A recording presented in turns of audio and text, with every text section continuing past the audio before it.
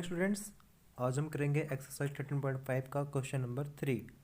तो क्वेश्चन कहता है कि हमारे पास एक सिस्टर्न है जिसके जो डायमेंशन है यानी लेंथ ब्रेड्थ एंड हाइट वो हमें गिवन है, और इसके साथ साथ ये भी कह दिया गया है कि उसके अंदर सिस्टर्न के अंदर एक वाटर जो है फिल किया गया है और उस वाटर का हमें वॉल्यूम भी गिवन है।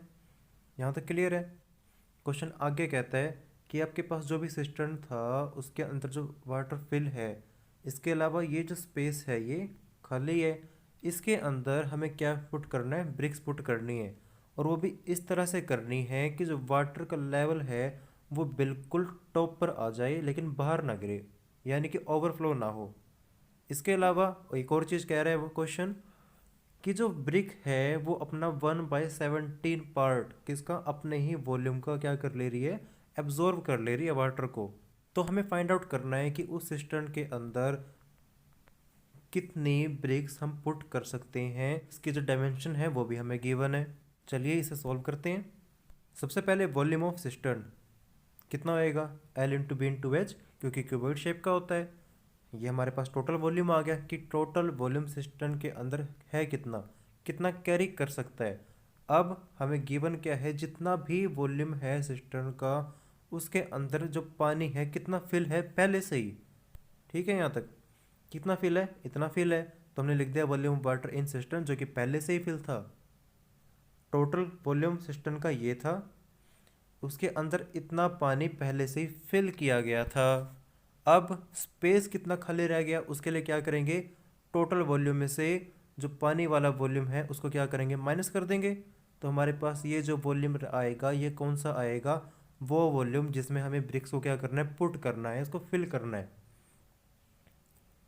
आगे हमने क्या लेट कर रखा है, हमने आगे लेट किया गया है एन। एन क्या है, नंबर ऑफ ब्रिक्स जो कि हमें पुट करेंगे, हमें यही फाइंड आउट करनी है, तो हमने इसको एन लेट कर लिया। अब एक ब्रिक का वॉल्यूम क्या आएगा, L into B into H, क्योंकि आपको पता है ब्रिक क्यूबिड शेप की होती है। तो एन ब्रिक्स का वॉल्यूम कितना हो जाएगा, एक ब्रिक का वॉल्यूम निकाल के उसको एन से मल्टीप्लाई कर देंगे तो हमारे पास टोटल वॉल्यूम आ गया। ये वॉल्यूम कौन सा आ गया, ये एन ब्रिक्स का, जितने भी हम पुट करनी है उन सब का वॉल्यूम आ चुका है ये। आगे क्वेश्चन में ये भी कह रहा था कि जो एक ब्रिक है वो 1/17 पार्ट जो है वॉल्यूम एब्जॉर्व कर ले रही थी अपने ही वॉल्यूम का। यानी कि अगर ये टोटल वॉल्यूम था ब्रिक का, तो अगर 1/17 पार्ट निकालेंगे तो क्या करेंगे, उसके लिए 1/17 से मल्टीप्लाई कर देंगे इसकी, इस वाले वॉल्यूम की। तो हमारे पास ये जो वॉल्यूम आएगा ये कौन सा आएगा कि जो वो वॉल्यूम है जो ब्रिक जो है उसको एब्जॉर्व कर ले रही है वाटर। देखिए क्वेश्चन क्या कहता है, अकॉर्डिंग टू क्वेश्चन सबसे पहले हमने कौन सा वॉल्यूम लिखा, वो वॉल्यूम जो कि सिस्टर्न में अपर पार्ट जो कि खाली था उसमें हमने क्या प्लस कर दिया, हमने वो वाला वॉल्यूम प्लस करा जो कि ब्रिक एब्जॉर्व कर रहा था, उतना वाटर एब्जॉर्व कर रहा था। वो किसके इक्वल आएगा, वो टोटल वॉल्यूम के इक्वल आएगा कि कितनी ब्रिक्स हमें उसके अंदर पुट करनी है।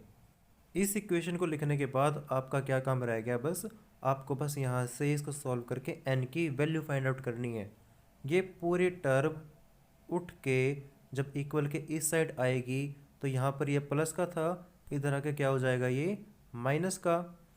ये वाली टर्म और ये टर्म दोनों सेम है, ये तो कॉमन आ गई। अंदर क्या रह गया, n माइनस n/17, बाहर क्या रह गया, 1096.875।